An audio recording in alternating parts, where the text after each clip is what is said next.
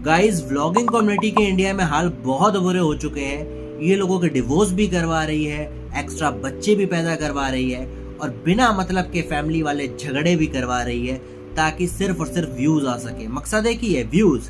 तो इसी तरह की आज न्यूज लाया हूँ इंडियन कमेंटर पे। चैनल पर नए हो तो सब्सक्राइब करो और पार्ट बनो इंडियन कमेंटर का। कमेंट जरूर किया करो बिकॉज हम कमेंट्स को ही उठाते हैं।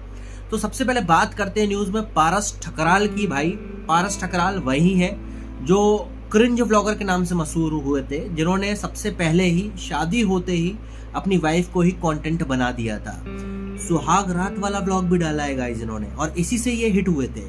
इसके बाद क्या हुआ था, इनको बहुत सारे यूट्यूबर्स ने लाइक लक्ष्य चौधरी एंड मैनी अदर्स सबने रोस्ट किया था, जिसके बाद इनके व्लॉग्स को लोगों ने देखना शुरू किया। फिर फेसबुक की ऑडियंस इनको धीरे धीरे अपनाती चली गई। उसके बाद जब इनकी लाइफ में कंटेंट की थोड़ी सी कमी आई या कुछ भी बोल सकते हैं कि पर्सनल झगड़े हुए, तो उसको भी इन लोगों ने हाईलाइट किया अपने व्लॉग के थ्रू। फिर दोनों के अलग अलग चैनल्स ग्रो होना शुरू हो गए, इनकी वाइफ के, स्नेहा के, और इनका इंडिविजुअली ग्रो होना शुरू हो गया। पब्लिक कभी पारस को ठीक बोलती रही, कभी स्नेहा को ठीक बोलती रही, लेकिन अब पब्लिक ने अपनी ओपिनियन बना ली है। मोस्ट ऑफ द कमेंट्स जो लोगों के हैं वो यही कह रहे हैं कि पारस इज रॉन्ग, क्योंकि जो लड़की से वो अब शादी कर रहे हैं, जिसका नाम आ रहा है, उसका नाम लोग जो बता रहे हैं और आर्टिकल्स में भी यही छप रहा है कि काजल नाम है लड़की का, जिसका मास्क से चेहरा कवर किया हुआ है। तो लोगों का कहना है कि इसी की वजह से डिवोर्स हुआ है। यही वो लड़की है जिसका स्नेहा ने स्टार्टिंग के दिनों में जिक्र किया था कि इसी की वजह से इनका एक्स्ट्रा मैरिटल अफेयर चल रहा था और इसी वजह से झगड़े शुरू हुए। तो लोग अब ये कह रहे हैं, पहले तो ये बोलते थे कि पारस अकेले बच्चे को संभाल रहा है, सब चीज कर रहा है, he is a good man, और सब तारीफ ही करते थे और स्नेहा के बुरे कमेंट्स आते थे। लेकिन अचानक से ऑडियंस में एक शिफ्ट है।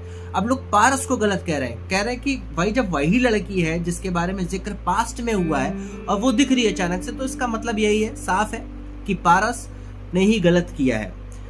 बाकी आप कमेंट्स देखिए, मैं स्क्रीन पर लगा रहा हूँ, मोस्ट ऑफ द ऑडियंस के कमेंट्स यही हैं।